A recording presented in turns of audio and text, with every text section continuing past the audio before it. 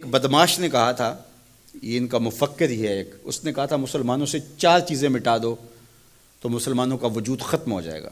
4 چیزیں جب تک ان کے اندر ہیں یہ کبھی مٹ نہیں سکتے۔ وہ 4 چیزیں کون سی ہیں؟ اس نے کہا ایک قرآن، دوسرا حج، تیسرا جہاد اور چوتھا حضور علیہ السلام سے عشق۔ یہ 4 چیزیں اگر مسلمانوں سے ختم کر دی جائیں تو ان کا وجود توڑ کے رکھ دیا جائے گا۔ یہ بکھر بھی جاتے ہیں، یہ 4 چیزیں ان کو پھر کھڑا کر دیتی۔ تو قرآن مجید غیر متبدل ایک پیغام حق ہے اور اس کی زیر زبر بھی نہیں بدل سکتی۔ یہاں چچینیا میں اور ان ریاستوں کے اندر جب قرآن مجید چھین لیا گیا اور مدارس بند کر دیے گئے، مسجدوں کو تالا لگا دیا گیا، اور جو سبزی بھی بیچتے تھے وہ سبزی بھی دیتے تھے، قرآن کی آیتیں بھی سکھاتے تھے۔ گھر کے اندر ماں جو ہے وہ کپڑے بھی سیتی تھی اور ساتھ بچے کو بیٹھ کے قرآن مجید حفظ بھی کرواتی تھی۔ تو قرآن مجید ختم نہیں ہونے والا، اور اللہ نے آج بھی، یہ امت کے عروج کا زمانہ نہیں ہے، یہ امت کے زوال کا دور ہے۔ ہر گلی میں، ہر بستی میں، ہر محلے میں حافظ قرآن ہے۔ یہ امت کے زوال کے زمانے کی کہانی ہے، اور جب امت عروج پہ ہوگی پھر کیا عالم ہوتا ہوگا۔ قرآن اس امت کی زندگی ہے، اس امت کی حیات ہے۔ لادینی قوتیں یہ سمجھتی ہیں کہ قرآن کو ان سے چھین لیا جائے۔ میں کہتا ہوں تم میں جرأت ہے تو قرآن کے چیلنج کو قبول کرو۔ قرآن نے کہا ان کنتم فی ریب مما نزلنا علی عبدنا فاتوا بسورۃ من مثلہ۔ قرآن کی مثل ایک کی صورت لا کے دکھاؤ۔ کھربوں ڈالر تم نے خرچ کیے نا، تم نے جگہ جگہ غدار خریدے ہوئے ہیں اور ان غداروں کو تم کروڑوں پیسے دیتے ہو، تو تم اتنے پیسے کیوں لگاتے ہو؟ پیدائشی عیسائی اور یہودی عرب ہیں، عربیوں نسل ہیں مختلف بلاد عرب میں، ان کو جمع کرو، اور وہ بڑے بڑے شاعر اور ادیب بھی ہیں، ان کو بلاؤ جا کے، ان کو کہو کہ یہ 3 آیتوں کی ایک صورت لکھنی ہے، ہم تمہیں اتنے کروڑ ڈالر دیں گے۔ لیکن تیرے سامنے یوں دبے لچے فصحا عرب کے بڑے بڑے، کوئی جانے کے منہ میں زبان نہیں بلکہ جسم میں جان ہے۔ قرآن کی مثل نہیں لا سکے، اور قرآن کہتا ہے فَإِن لَمْ تَفْعَلُوا وَلَن تَفْعَلُوا، اگر نہیں لا سکے تو کبھی بھی نہیں لا سکو گے۔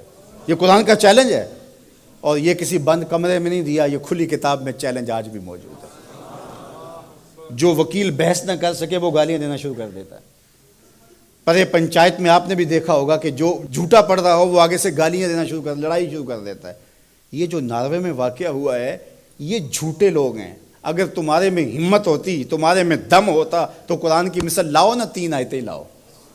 لیکن یہ آگ لگانے کا مطلب کیا ہے؟ آگ لگانے کا مطلب کہ تم اپنی شکست تسلیم کر رہے ہو کہ ہم اس کتاب کا مقابلہ نہیں کر سکتے، اس لیے گندگی اور غلاظت پہ اتر آئے ہو اور قرآن مجید کے نسخے کو آگ لگانا جانتے ہو۔ اور میاں تم کسی نسخے کو تو آگ لگا لو گے، لیکن جو روحوں پہ لکھا ہوا ہے اس کو آگ کیسے لگاؤ گے؟